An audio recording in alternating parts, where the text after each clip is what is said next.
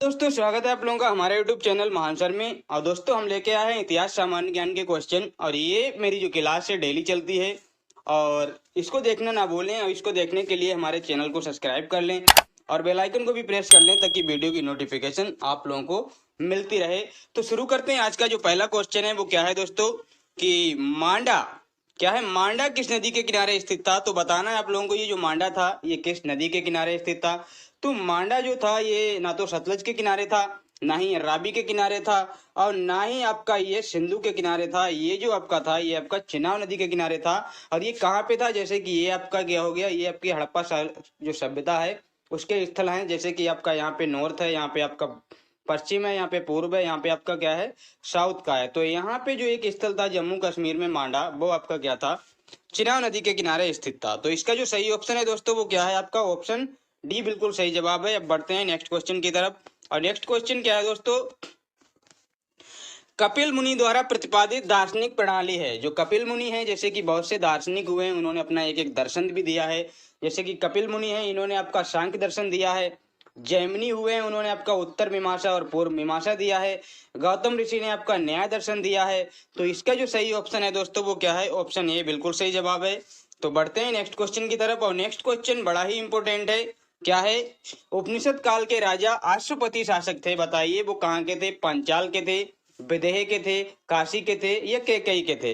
तो इसका जो सही ऑप्शन है दोस्तों वो क्या है ऑप्शन डी। अब ये कैसे सही है आपको मैं एक बार दिखा भी देता हूँ, दिखा नहीं बता देता हूँ। जैसे कि ये आपका क्या है, ये आपका भारत का मैप है एक तरीके से। ये आपका साउथ है, ये आपका पूर्व है, ये आपका क्या है पश्चिम है, ये आपका नॉर्थ है। तो यहाँ पे आपका क्या है एक अफगानिस्तान का जो क्षेत्र पड़ता है, यहाँ पे आपका क्या है कम्बोज, अफगानिस्तान और पाकिस्तान में कम्बोज और क्या है गांधार वाला इलाका पड़ता है।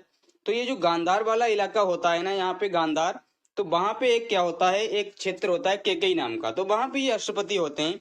और राष्ट्रपति के बारे में बोला जाता है कि ये इतने विद्वान थे कि इनसे लोग ऋषि मुनि तक सीखने आते थे। तो इसका सही जवाब आपका क्या है डी है। अब बढ़ते हैं नेक्स्ट क्वेश्चन की तरफ। और नेक्स्ट क्वेश्चन क्या बोलता है, चरक संहिता नामक ग्रंथ, ये चरक संहिता नामक पुस्तक किस विषय से संबंधित है? तो चरक संहिता आपकी क्या है, ये एक व्यक्ति होते हैं जिनका नाम ही चरक होता है, और उन्होंने ही इसकी रचना की है। और ये टोटली आपकी क्या है चिकित्सा से संबंधित है, पूर्णतः आपकी चिकित्सा से रिलेटेड है, यानी कि ऑप्शन डी बिल्कुल सही जवाब है। अब जो नेक्स्ट क्वेश्चन है दोस्तों क्या है, किस वेद में जादुई माया और वशीकरण का वर्णन मिलता है? बताइए जादुई चीजें किस में बात की गई है? जादू टोना भूत प्रेत वशीकरण ये किस में बातें की गई हैं?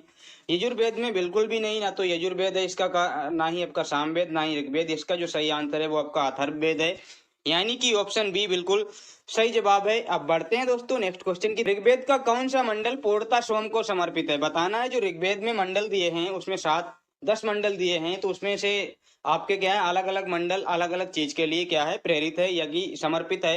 तो बताना है नमा मंडल जो सोम का मंडल है वो आपका कौन सा है? वो मैंने ही बोल दिया, आपका नमा मंडल आपका सोम का मंडल है।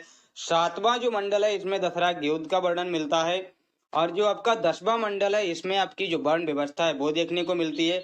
8वां जो मंडल है दोस्तों इसमें क्या मिलता है, जो हस्तलिखित रचनाएं हैं उनको खिल बोला गया है। क्या बोला गया? हस्तलिखित रचनाएं आपको खिल बोला गया है। तो ये अलग अलग मंडल हैं, इनको याद रखिएगा। इसका जो सही आपका जवाब है वो आपका क्या है ऑप्शन सी, यानी कि नवा मंडल। अब बढ़ते हैं नेक्स्ट क्वेश्चन की तरफ। क्या है ऋग्वेद में सबसे पवित्र नदी किसे माना गया है? ऋग्वेद में जो सबसे पवित्र नदी है वो आपकी ना तो सिंधु है, ना ही आपकी शतुद्री है।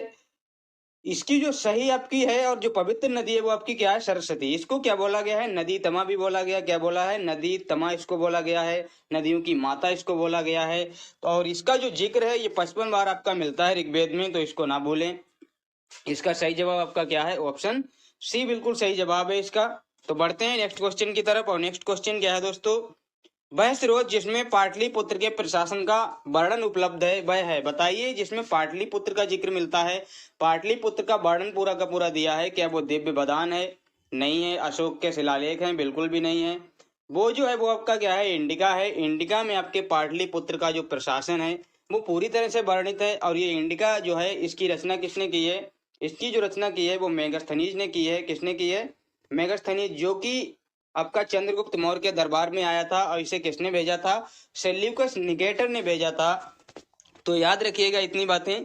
अब बढ़ते हैं नेक्स्ट क्वेश्चन की तरफ। और नेक्स्ट क्वेश्चन क्या है, अशोक के शिलालेखों में प्रयुक्त भाषा क्या है? वैसे तो इसकी जो भाषाएं हैं, जैसे अलग अलग राज्य में अलग अलग चीजें हैं, जैसे कि आपका अफगानिस्तान में अरमाइक है, भारत में आपकी ब्राह्मी भाषा है, और अगर देखेंगे जैसे ग्रीक में आपकी क्या है, आपकी वहाँ पे एशिया माइनर वाले में ग्रीक भाषा है आपकी।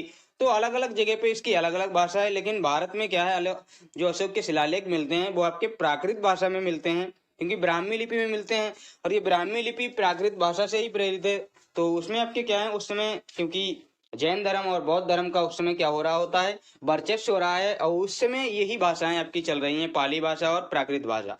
तो इसके जो शिलालेख मिले हैं वो आपके किस में मिले हैं, ये आपके किस में मिले हैं, प्राकृत भाषा में मिले हैं, यानी कि ऑप्शन आपका क्या है, बिल्कुल सही जवाब सी है। अब बढ़ते हैं नेक्स्ट क्वेश्चन की तरफ। क्या है, निम्नलिखित में किस मौर्य राजा ने दक्कन की विजय प्राप्त की थी? तो दक्कन बोले तो दक्षिण की, जैसे कि ये आपका ज्यादा से ज्यादा आपके राजा कहाँ पे हुए हैं, जो मौर्य काल में हुए हैं वो आपके यहाँ पे हुए हैं, क्योंकि ये वाला जो पॉइंट था आपका कहाँ पे था, ये बिहार वाला पॉइंट था, यहीं पे आपका मगध था, तो वो आपके यहीं पे हुए हैं, नॉर्थ में उनका कब्जा रहा है। लेकिन जो एक राजा था जो कि आपका यहाँ पे आ गया था, दक्कन में, कर्नाटक में आ गया था, कौन था वो आपका, चंद्रगुप्त मौर्य था, चंद्रगुप्त। तो इसका सही जवाब आपका क्या है, ऑप्शन डी बिल्कुल सही जवाब है। अब बढ़ते हैं नेक्स्ट क्वेश्चन की तरफ। मेगस्थनीज ने भारतीय समाज को कितनी श्रेणियों में बांटा है या कितनी श्रेणियों में विभाजित किया है? बताइए, 4 हैं, 5 हैं, 6 हैं, 7 हैं? तो मेगस्थनीज ने जो भारत को बांटा है वो 7 श्रेणियों में बांटा है, जिसमें आपका एक तो आपका कृषिक हो गया, एक आपका दार्शनिक हो गया, आपका पशुपालक हो गया, आपका कारीगर हो गया, सभासद हो गया, योद्धा हो गया। लेकिन एक चीज है जिसका इसने वर्णन नहीं किया है, दास व्यवस्था का बिल्कुल भी जिक्र नहीं किया है। इस समाज में जो 7 प्रकार के समाज बताए हैं उसमें इसने जो दास प्रणाली है उसमें भारत के लिए कोई भी जिक्र नहीं किया। इसने कहा भारत में कोई भी दास व्यवस्था नहीं थी, जबकि ऐसा कुछ भी नहीं था, बहुत बड़ी दास व्यवस्था थी भारत में। तो इसका सही ऑप्शन क्या है, 7 है, मतलब ऑप्शन डी है। अब बढ़ते हैं नेक्स्ट क्वेश्चन की तरफ। निम्न में से कौन सा क्षेत्र अशोक के साम्राज्य में सम्मिलित नहीं था? बताइए कि अशोक के साम्राज्य में सम्मिलित नहीं था। तो अशोक का आपका पाकिस्तान और अफगानिस्तान का भी इलाका था, कलिंग भी था, बिहार में तो इसका मगध वो शासन ही करता था। तो एक ही चीज बचती है, श्रीलंका में इसका कब्जा नहीं था, क्योंकि बाद में इसने श्रीलंका को अपने बेटे महेंद्र और पुत्री संघमित्रा को भेजा था। किस लिए? बौद्ध धर्म को प्रचार करने के लिए, ना कि उस पर रूल करने के लिए। तो ऑप्शन आपका क्या है, सी बिल्कुल सही जवाब है। अब नेक्स्ट जो क्वेश्चन है क्या है दोस्तों, पाटलिपुत्र को किस शासक ने सर्वप्रथम अपनी राजधानी बनाया था? वैसे तो पाटलिपुत्र को जो सर्वप्रथम राजधानी बनाता है वो आपका जो होता है, एक तरीके से मैं क्या बोलूं, उदयन आता है जो उसको क्या है, राजधानी बनाता है। और लेकिन यहाँ पे उनका तो जिक्र दिया नहीं है। यहाँ पे जो पूछा जा रहा है कि पाटलिपुत्र को किसने राजधानी बनाया, तो वो आपको किसने बनाया था, वो आपका बनाया था दोस्तों, वो आपका बनाया था चंद्रगुप्त मौर्य ने, यानी कि ऑप्शन ए बिल्कुल सही जवाब है। तो इसका सही जवाब क्या है, ऑप्शन ए। बढ़ते हैं नेक्स्ट क्वेश्चन की तरफ। पाटलिपुत्र में स्थित चंद्रगुप्त का जो महल था मुख्यतः बना था, बताइए किसका बना था, ईंटों का, मिट्टी का, पत्थर का, लकड़ी का? तो जो आपकी इंडिका मिलती है ना एक बुक, उसमें बड़ा ही जिक्र मिलता है कि उसमें लकड़ी का महल बना हुआ था आपका, किसका, जो चंद्रगुप्त का महल था, और बड़ा ही शानदार महल था। तो उसमें लकड़ी का महल बना हुआ था, ये आपके इंडिका से भी जानकारी मिलती है। तो इसका सही ऑप्शन क्या है, डी है।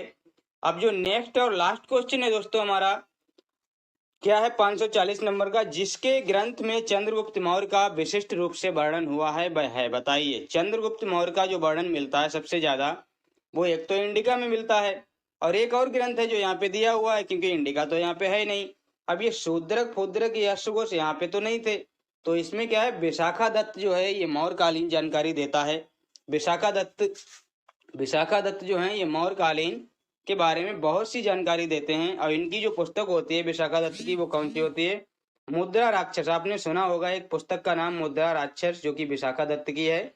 तो इसमें क्या है, चंद्रगुप्त के बारे में बड़ा ही विशिष्ट वर्णन मिलता है। तो कैसे लगे आप लोगों को क्वेश्चन? अगर अच्छे लगे हैं तो वीडियो को लाइक करें और हमारे चैनल को सब्सक्राइब कर लें, बेल आइकन को भी प्रेस कर लें, ताकि वीडियो की नोटिफिकेशन आप लोगों को मिलती रहे। तो मिलते हैं किसी नेक्स्ट वीडियो में, तब तक के लिए धन्यवाद।